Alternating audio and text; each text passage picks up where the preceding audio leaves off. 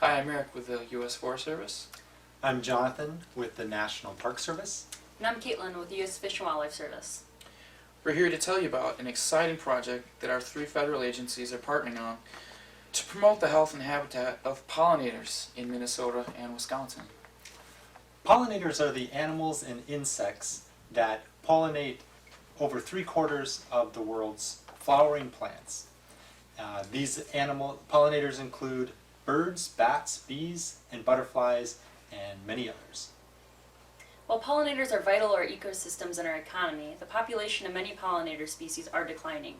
Meanwhile, many of the threats they face are on the rise. We'll tell you more about what they're up against and give you some great ideas on how you can be part of the solution. We've got a lot that we want to tell you, so let's get started. As Jonathan said, pollinators come in lots of different shapes and sizes. There's some that you're almost sure to recognize, like this monarch butterfly, the ruby-throated hummingbird, and this bumblebee. But there are also some that maybe you haven't seen before, such as this green sweat bee or this butterfly clearwing, which is actually a moth. You may have to go to Costa Rica to see this last pollinator, but this is the brown long-tongued bat, and it's pollinating a bellflower. While these pollinators may be charismatic and beautiful to look at, they're also vital to our economy, our food security, and our ecosystem health. Pollinators visit flowers to feed on nectar and pollen, and as they travel, they're actually looking for taking pollen from one flower to another and fertilizing them along the way. There are 180,000 different types of plants that depend on pollination. Pollinators are also vital to our agricultural systems, with honeybees alone contributing $15 billion to the U.S. economy every year. We have pollinators to thank for 1 out of every 3 bites of food that we eat. To help visualize this, a Whole Foods store took a picture of the bounty of produce available in their produce section. Then they removed the foods that pollinators are responsible for.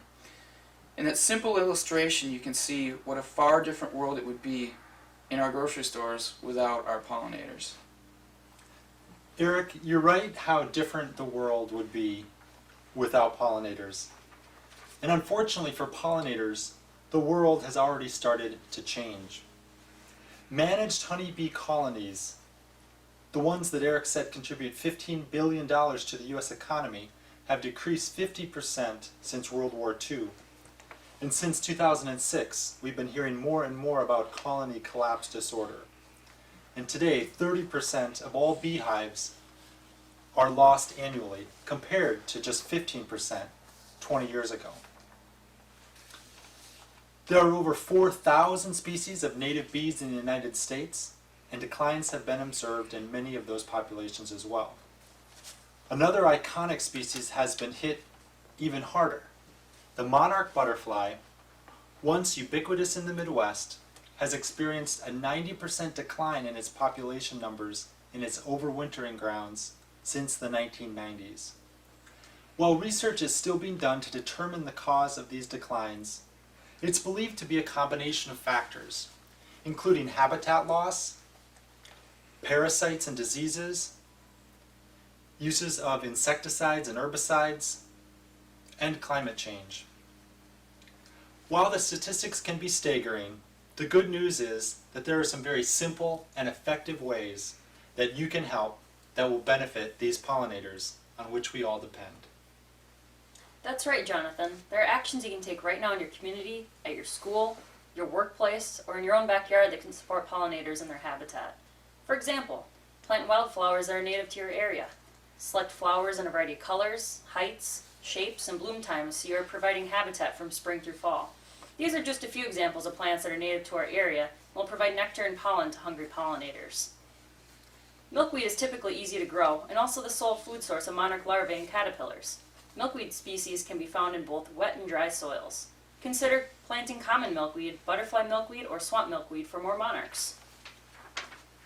Wild bergamot has tube-like blossoms and will bloom from July through September. Joepie weed will bloom late into the season. It hosts pink and purplish flowers that will attract bees and butterflies, such as this black swallowtail. And rough blazing star will bloom in August and September. The lavender blooms are sure to be pollinator magnets. These are just a few prairie plants to provide habitat for pollinators to consider. For a native pollinator-friendly plant list for a region, there are many online resources. In addition to choosing native plants, garden organically to minimize your impact on pollinators. Explore alternatives to pesticides and seek plants and seeds that aren't treated with chemicals that will have residual effects on the plants. You may discover you're already doing something to benefit pollinators whether you knew it or not. If you have a brush pile in your yard, it can actually serve as habitat for pollinators, especially native bees. If you have a bird bath, consider placing a small stone in it to create a perch for pollinators to access water as well as smaller birds. And you know that corner of your yard where you can't seem to get anything to grow? Leaving a patch of bare ground can actually serve as habitat for ground nesting bees. Caitlin, I think you just gave an out to gardeners everywhere. Anywhere that they have a patch of bare ground, they can declare it bee habitat? Well, I think it goes to show that helping pollinators doesn't have to be hard. There are some simple things we can all do wherever we are to benefit pollinators. For example, you may live in an apartment and don't have much soil to get your hands dirty in. That's okay. You can help spread the word about why pollinators are important and encourage friends to do something on behalf of pollinators. Or perhaps you have several acres you want to make pollinator friendly, but you don't know where to start. Consider contacting the U.S. Fish and Wildlife Service's Partners for Fish and Wildlife program or the Natural Resource Conservation Service in your area. They may be able to provide technical assistance and additional resources for your property. Caitlin, those all sound like great ways to do something on behalf of pollinators. No matter which of these ideas you pursue, we encourage you to take the Pollinator Pledge. This will align your efforts with many others doing similar things in our region and will allow us all to celebrate what we accomplish across the larger landscape together. If you don't already have a Pollinator Pledge form, you can download it at the web address on your screen.